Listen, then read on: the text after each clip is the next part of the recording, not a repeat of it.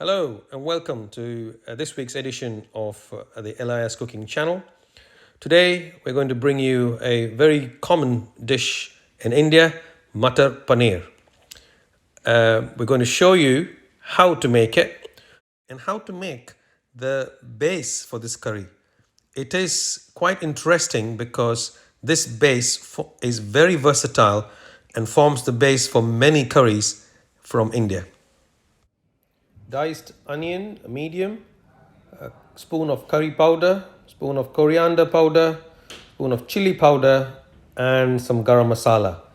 There's some clove and cinnamon, and a teaspoon of cumin seeds. Got some yogurt, some ginger and garlic paste. You can make some fresh ones if you want. And this is a can of chopped tomatoes. And some diced paneer and green peas. In a heated saucepan, add 2 spoons of oil, and now you can see me adding some diced onion and sauteing them. Okay, now we can see that the onions are becoming a nice brown golden color, quite evenly distributed.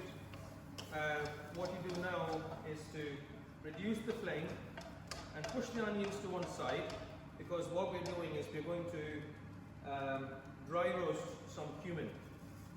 About a tablespoon of cumin seed goes in. It's not mixed yet with the onions, it's just for ease. I'm doing it in the same pan. You can do it in another pan and mix it if you want to, but I'm just using it for the same pan. Within a few seconds, you can get the aroma of the dry roasted cumin.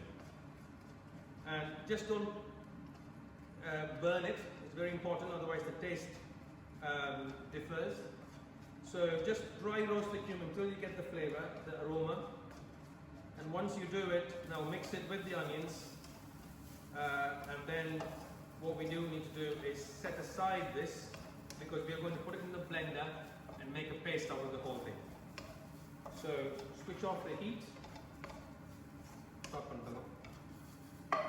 So now you can see I've taken the roasted onions, and which is mixed with cumin seeds, which is also dry roasted.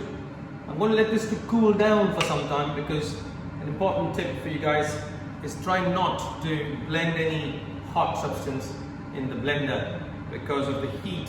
What happens is the blender or the substance inside the blender can expand, pushing the lid out, which can lead to a few accidents in the kitchen. So let it cool down for a bit before you start blending it.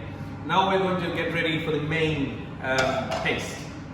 So heat the same wok again, or the saucepan.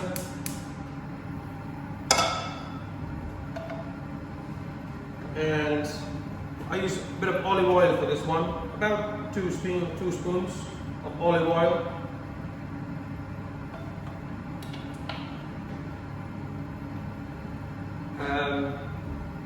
In it goes a bit of clove, 3 cloves, and about this size of cinnamon. Depends on how big a portion you're trying to make, but for the purposes of this dish, I'm going to put some cinnamon in it.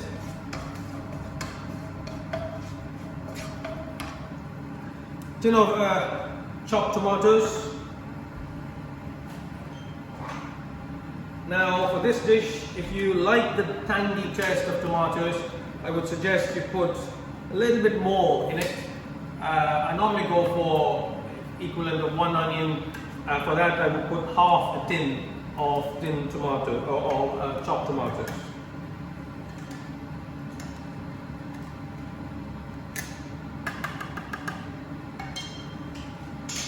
So the oil is nicely hot, the cloves and cinnamon are ready. Now this is a ginger and garlic paste, okay, which is already pre-made. You can make your own fresh ginger, fresh garlic, blend it and make a paste. I use, for ease, these are available in the shops, and I use 2 teaspoons of this into the hot oil. Sorry, just a little bit more.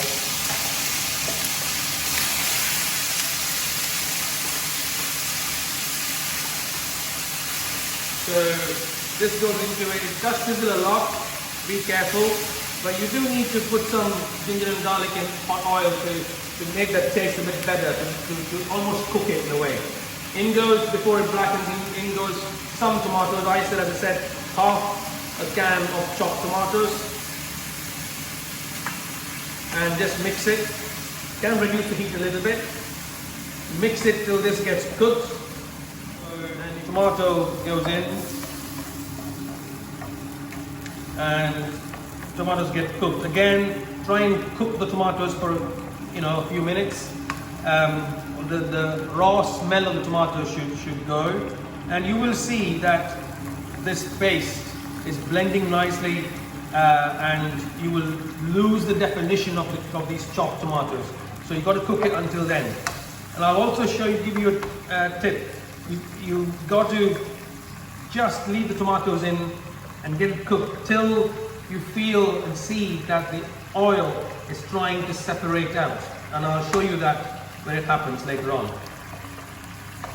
Whilst this is happening, it's on medium heat at the moment. While this is happening, you can see that the onions are left to cool, and I think it's cool enough. Be careful, it is cold enough. And in goes onions in the blender, and I'm going to make a coarse paste out of this. Okay, so you can see now that the tomato has been cooking, and if you look at it closely, you can see a bit of oil just trying to separate out from the tomato.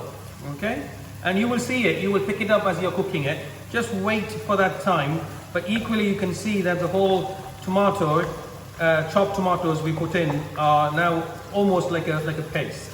Okay, now at this temperature, try and reduce the flame, because what we're going to do is we're going to add some yogurt that makes the paste. Now there are different ways to make this thickness of this curry.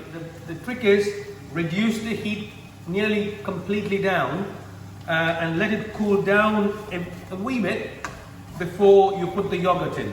Okay, so I put in about 2 large spoons of yogurt. Again, depends on how much curry you're trying to make, and then mix it. And once it's mixed nicely, then you can increase the heat, because the yogurt obviously has cooled it down a bit more. So increase the heat and it will start mixing better and heating up again. Clearly see that the yogurt and the tomato is nicely mixed. It does take probably about 3 or 4 minutes, and you can also see the oil still separating out, which is again an indicator for it reaching the right time. Now this is the fried onions with cumin, which I put in the blender and made a paste. So this goes inside this mix. Mix it nicely, and let it cook for another couple of minutes. So you can see that the tomato, the onion paste and the yogurt's nicely mixed and formed a nice paste. It's still cooking, and this is where we start adding a bit of spices. So these are spices which I have at home. You can buy it from any Indian grocery store. This one's called Surya roasted curry powder. I use this for predominantly most curries. So 1 spoon. This is a spoon of chili powder. This is coriander powder. About each of a spoonful. Again, it depends on how much you're trying to make. I try to base all my amounts on the amount of onion I'm putting in. So if I put 1 medium-sized onion, all these are 1 spoon. So now, all this goes and cooks a little bit more, blends a little bit more. Now, a bit of information, you can add these spices earlier on in the dish, so it's very flexible. I tend to add it at this stage, but I'm pretty sure some of my friends will add it a little bit earlier on in the process. I have no preference particularly, but I'm told that earlier on you add it, the taste is different. You may or may not like it, but it is different. But essentially, if you look at it, the paste is very nicely formed. We just let it cook for a little bit. And if you think this is too thick, we can add a little bit of water to it. Just fry the paneer, not fry, shallow fry the paneer before it goes into the curry. You don't need to do it. It is just to show you the variation. And it's very, very quick. And this can go into the main dish. As you can see, this is the paste. And this is the very versatile paste I spoke to you about earlier. You can put some boiled potatoes in it. You can put some egg in it. You can make it either potato thick masala or egg masala. The garden peas goes into it. And then I have diced some peppers, yellow peppers just for the color, and you can see the difference, the mix it makes, and it provides you with very nice texture to the curry, and a combination of the paneer, the green peas and the pepper. Now you probably would have noticed it very closely that I have not added salt yet. That's because it's just my preference. I tend to add salt from some of these dishes at the end when the cooking is nearly done. Now, because I'm nearly done, again, salt is to taste. So you know how much salt you want. You can put some taste, and if you want more, you can add more. For me, I tend to be on the lower side of the salt requirement. Okay, it's all done, and now we have to serve it. Serving bowl, and you can see how very appetizing. Just as a garnish, some people use some chilies, but again, you don't need to. There you go. This is Matar Paneer, or Indian paneer cheese with green peas, which you can make yourself at home. It's taken me about 20 minutes. Thank you. Bye for now.